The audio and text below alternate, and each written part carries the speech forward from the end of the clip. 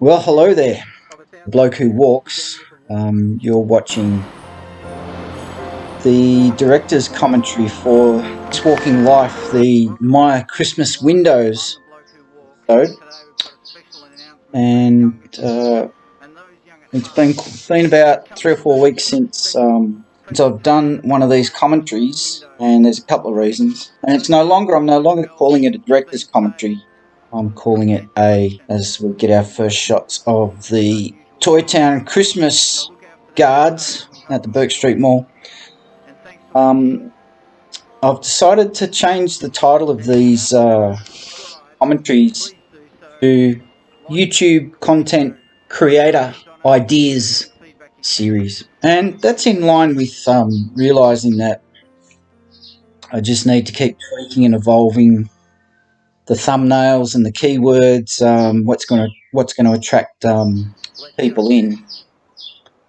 And I'm just going to pause for a second because I have some birds in the background. So I just had to soundproof noise from another room. So another thing that's changed is this video marks a very big change in technique, where I was deliberately going for a bit of a different look and feel compared to all the long play videos that I'd created up till now. And I was making a deliberate attempt at crafting a video as a product, as opposed to just all the videos up till now have been basically point, shoot, record, walk. This one I deliberately set out to craft in a way that it was going to be a themed video. It was a couple of weeks before I recorded this video, or maybe it was a month, that the Melbourne City Council announced, and there's another distraction. All right, hang on. That the Melbourne City Council announced that they were going to help fund the production of one of Melbourne's most well-known, most loved by kids and families, the Myer Christmas Windows, that usually are funded by Myer as a tradition, and they weren't going to be able to do it this year, or they weren't going to do it because obviously of the pandemic and the lack of trade that they've had and lockdown restrictions and whatever. But the council stepped in and decided to fund it. So the windows weren't set up to their usual standard. Weren't set up to their usual standard, but they crafted the exhibition in the windows based on, well, I suppose you could call it, previous years' props and different things. So it seemed to me an obvious thing. One of the strategies I'm employing for this channel content is that I am, rather than just walking aimlessly around the streets of Melbourne, I'm making a point of creating content which is linked to cultural, sporting, community events. So that was a big thing for this, and my aim with each video is to just walk and film, and as few edits as possible. So this video is a very big departure from that strategy, where I made deliberate attempts to film in a way that I would be splicing together different bits of vision, and adding music and but adding music in a way that complemented the footage. So Christmas theme, obviously. It wasn't hard to find nil copyright-free music, and I was really happy with what I found. It was just I didn't want to use a well-known track. I found a track that I'd never heard before. It's about easily 20 to 25 minutes long, and it just meanders along. It's quite insidious, really, the way it gets into your head. In fact, the music is made such an impression on me that I find myself, it's in my head while I'm walking around filming at the moment. Good for the song maker. So my plan was to go down in the evening.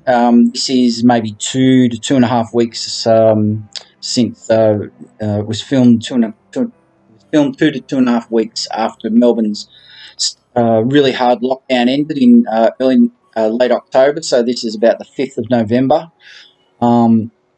I went down maybe about 10:30 at night, so there would not have been in normal time. I suppose normal times there would have been a few people around, more people, but it was absolutely dead, as you can see by this footage. And when I got down there that night, I'll quickly tell you about that guy. The reason I turned the camera around following that guy walking away is because I had the camera pointed up east of towards this bloke walking down, and it was from about 50 metres away that you could hear him. He was shouting and ranting and raving, and obviously wasn't well. And so I didn't want to turn the camera off, so I just basically did a 180 and filmed the other way and caught him walking away from me. But I just wasn't interested in any kind of having to explain to him that I wasn't filming him, or because I've had that before, actually. Which is fair enough. Not everybody wants to be filmed. Now, the other thing I just want to comment on is, I'm using the same Olympus handheld digital camera, and I just can't believe the quality of the vision it picks up. Now, you might disagree, and it's fair enough. Like, it's a little bit out of focus here and there, but at the same time, like, it still does pick up great vision as far as I'm concerned. And putting the music over the top. The audio obviously is nothing to write home about. But as I didn't realise when I was editing, and I sped up some bits of video, and I tried with the editing software. I tried to adjust the audio in a way to cut out background noise, and I didn't realise what a detrimental effect it had on noise overall for this particular camera's audio. So it wasn't until I published it, but I wasn't so concerned that I decided to delete it or go down again. We're not playing for sheep stations, and yes, we want viewers, but I'm just not fussed. So it was a pretty quick session. Only took me maybe just under 50 minutes, maybe, that I got what I needed. I was a bit disappointed when I got there that I found that the windows weren't really lit up, or there was not really anything going on, because normally they're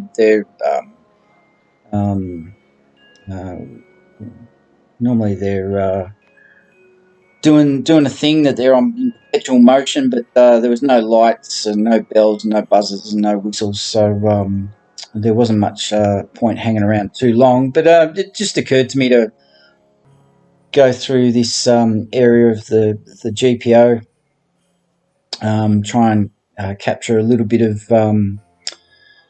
scenery. Now, as luck would have it, all the Christmas decorations were put up around the GPO about 2 days after I filmed this, so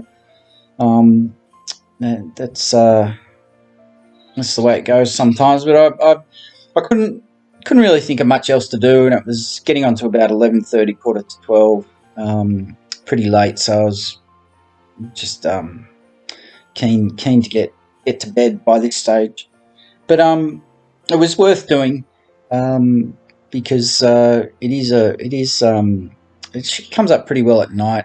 This camera captures it well.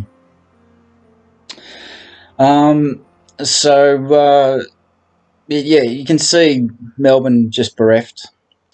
Now, so I wanted to talk mainly about the strategy behind this video, that it's a big departure from what I've already done up to this date. And I've been a little bit surprised that it hasn't attracted more views with its Christmas theme. I thought that I would be able to capture a fair bit of attention. I thought there would have been some people, because Myer does this all around the country, and I thought there would have been a few more people doing keyword searches for the Myer Christmas windows, but it's not the case. But it doesn't matter. It's about presenting different content, and it's about trying out different things. And I decided to do an intro for both night and day. And one other thing I tried to do with the intro to this video was give a prelude of what's coming up in the video. By this stage, I was starting to get a bit undecided about is the intro of value to the viewer? Because I know a lot of walking videos that are really successful with millions of views and hundreds of thousands of subscribers. I know that they just basically start walking, and I'm starting to now that I've been focusing on 30-second intros and seeing, I suppose I'm starting to see in the stats and the analytics how people are dropping out of quite early on still. That maybe they don't want to see a middle-aged white guy rabbiting on for the first 30, 45, 60 seconds of a video. They just want to see the walking content. So I'm starting to refine it even further and tweak it even further. Like, maybe people don't want to see me in the video at all. I certainly don't see myself as a compelling case for viewing these videos.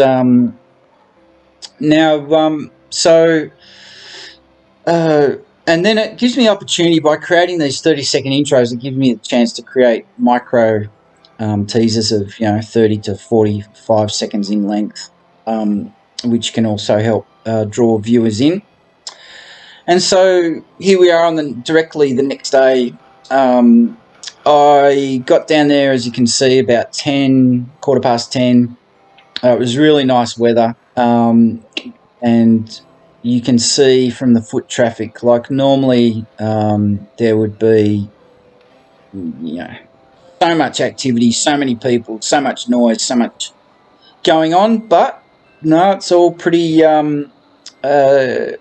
the other reason I went down at night at 10:30 at night is because I wanted to avoid the crowds, but as we saw, there wasn't any crowds, and I wanted to get down there around about 10 o'clock this time, because I thought, well, if families are going to brave the virus and drive in from the suburbs, they're likely to get there by the middle of the day. So you can see there's a bit of a line. Normally this would be jam-packed because we're heading the start of November, not quite kids' holidays, but you can see everybody trying to maintain their distance from each other, doing the right thing, mainly little kids and grandparents. But normally this would be just jam-packed, shoulder to shoulder, and there'd be people lined up beyond those queues. So it was a bit. I wasn't surprised when I saw how few people were there. So then it was a case of and there's our baby boomer cyclists. They were having a big discussion about cycling routes when I got down there. So they were coming towards me, so I thought, bugger it. Anyway, so I was trying to figure out, how am I going to film this, basically with minimal amount of stopping and starting and making the editing process easy. So what I decided to do was do it in stages where I walked at a distance on the tram tracks from a distance, getting coverage, and then got to this position and started just filming from a slightly closer distance,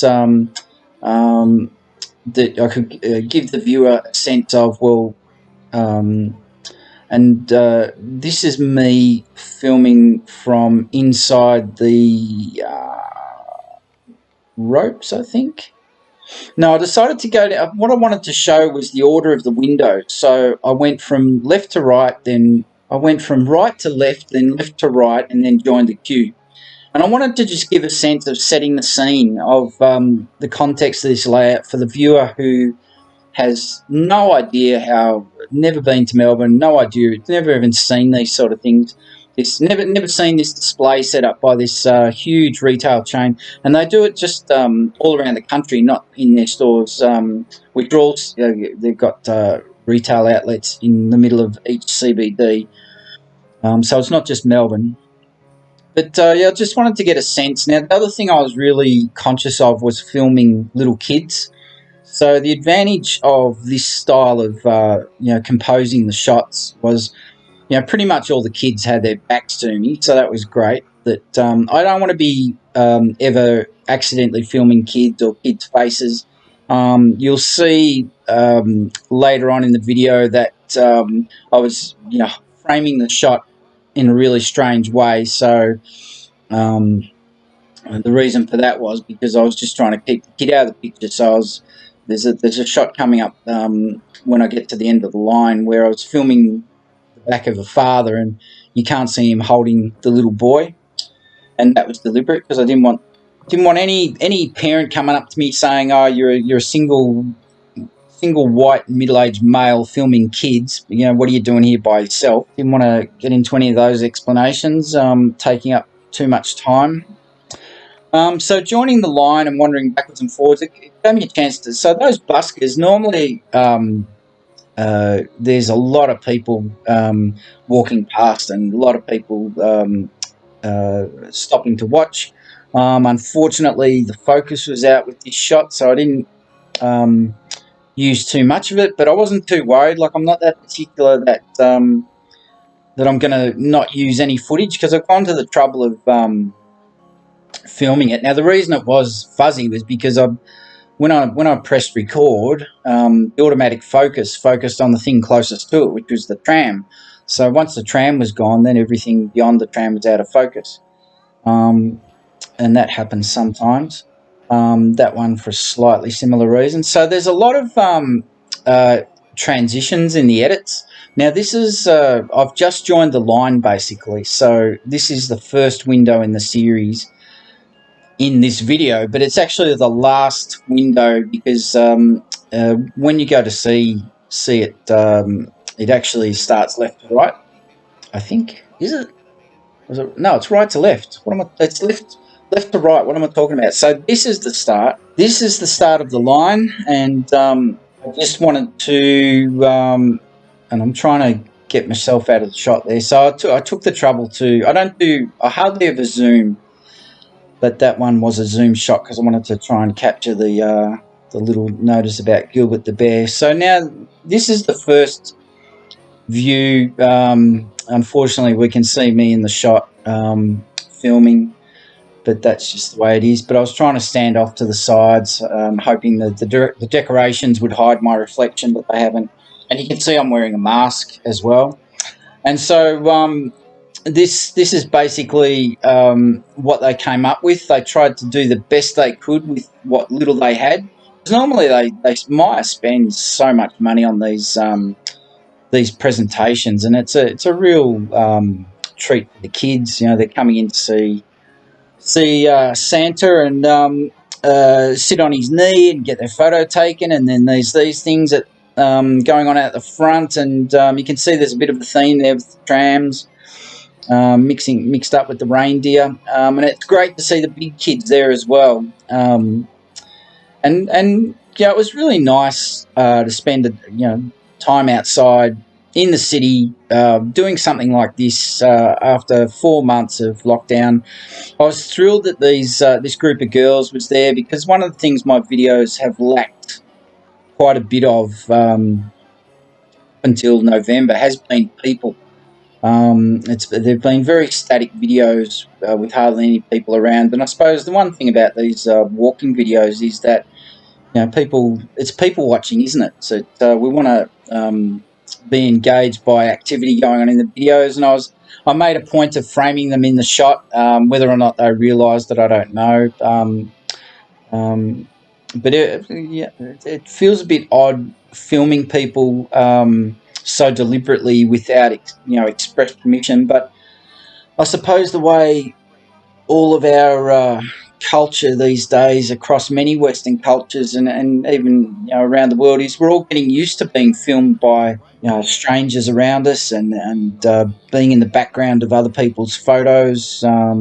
CCTVs everywhere filming us. So it's only because I'm doing this deliberately that I'm feeling self-conscious about it. So you can see there's a big theme with the trams. I suppose it was easy to mock them up. I've zoomed in for that shot, of course, and you can see it's not just for the young, the Myer windows, it's also for the young at heart. And no doubt those ladies have had a pretty challenging year in lockdown, like anyone else. So it was nice to see them out. And there's a young lady in there by herself taking a few photos.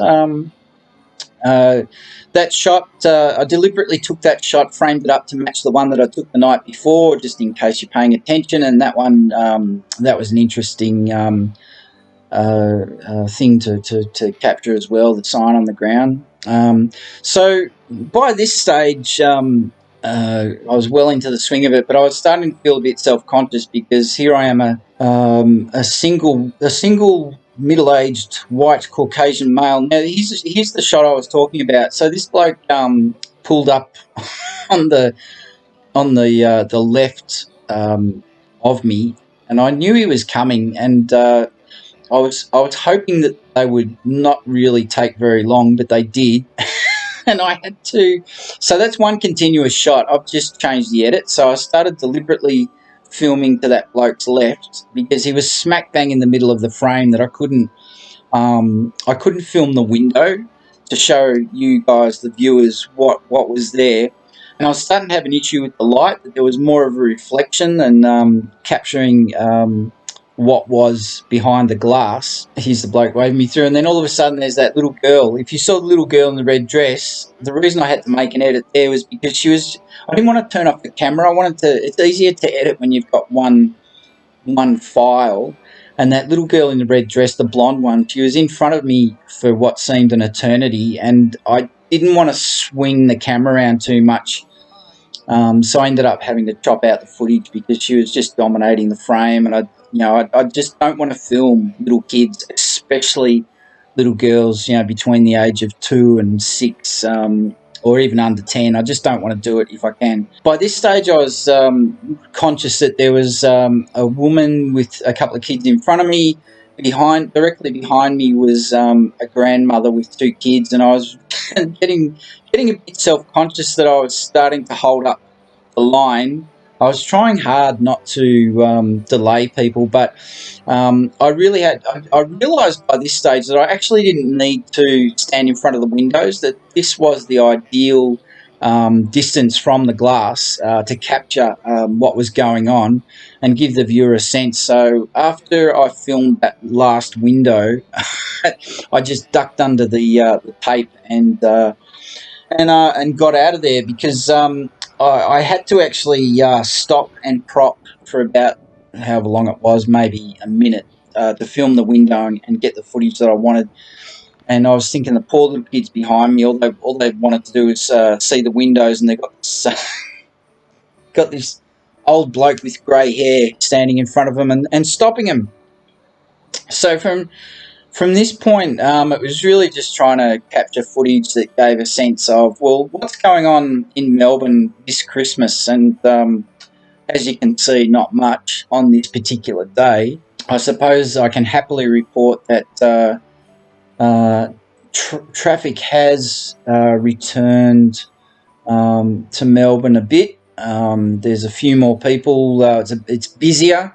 People are moving around a lot more. We've suddenly got our traffic jams back, and the roads are congested, and there's more people on public transport compared to the day that this was filmed on the 5th of November, and it's now December. Today is December the 20th. It was just a case of I didn't really have a plan as to what I was doing. I didn't want to stop filming just yet. I just wanted to get a sense of the Bourke Street Mall, just round out the picture in a visual way, the story in a visual way. That there was activity going on, but not much, and it didn't feel like a very festive day. That I just decided to film that because just there are a lot of vacant shops in the city, a stack. And from here, I just decided to just give a sense of the city, just give a different view. So this will go on for another maybe 10 minutes, possibly. You can see not much traffic at all. This is actually on a Friday morning. The images in that transition were a bit of an accidental error, but I decided to leave it in because it didn't last long. And that's the GPO. I thought that was turn out a nicer shot. So yeah, I've been surprised at how few views this video has attracted. My strategy is to always make a long form video. This one's about a half an hour long, and then chop them up into segments of 8 to 10 minutes. I did a micro teaser of 44 seconds. I did a teaser of around 2 to 3 minutes. And it's all about just trying to cater to, not everyone's going to want to watch the same thing of the same length. What I've noticed in my analytics is that people are skipping ahead and watching a fair chunk at certain points. Not many of you just yet. And knowing that gives me a chance to sort of have confidence that I'm, by presenting the same footage in different ways, it just gives me the chance to capture the most view time is the goal. So at this point, you can see the pop-up florist.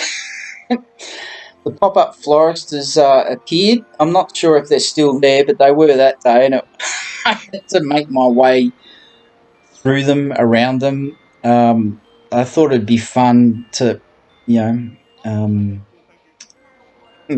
wave the camera through the flowers.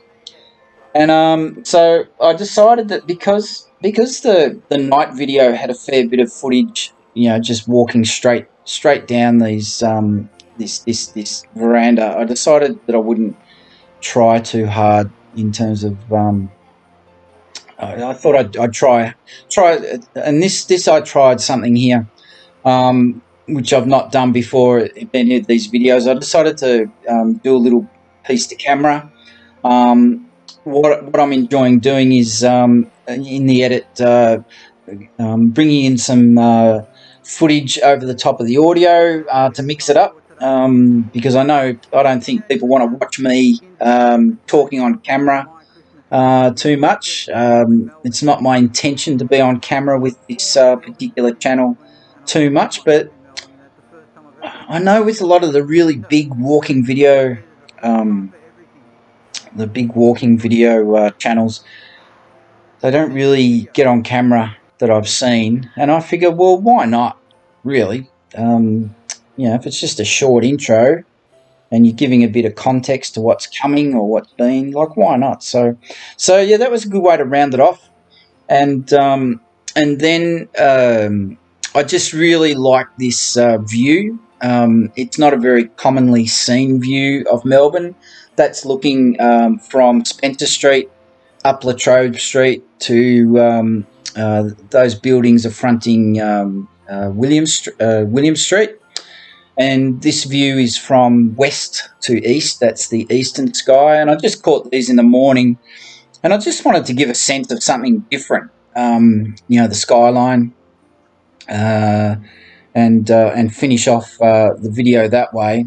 And another thing I'm enjoying doing is just taking the opportunity just to put in some micro teasers at the end, just a bit more variety. And I'm thinking of people who've never seen this channel before. That maybe they haven't seen this content on. This content is already loaded and it's already on the channel, but maybe they haven't seen it because they haven't come across the channel before. I've got more to say about the Australian Open, so I won't do it in this commentary. But it was just a way of finishing off. What I've been doing is I've been knitting together as they come out. I add the next teaser to the group. So what I've been doing is putting together all the micro teasers into a new video. So suddenly I've gone from 1 to 3. I've now got 7, and just put them up. So why not? Just different ways of trying to get the content out there, get it in front of people, and why not? Why not put the teasers on the back end of this video, that if people have watched and they're interested, that it's just basically educating them that there's, here's all the other content that's up there, that I'm showcased. I've, captured these parts. So why not? So we're probably coming towards the end of this video. This is the teaser for the Richmond Station to Rod Laver walk. But again, thanks for listening. I hope you're getting something out of hearing me bang on about the way that I'm constructing this content, the strategies that I'm trying to use, the strategies that I'm trying to create or tweak or try out.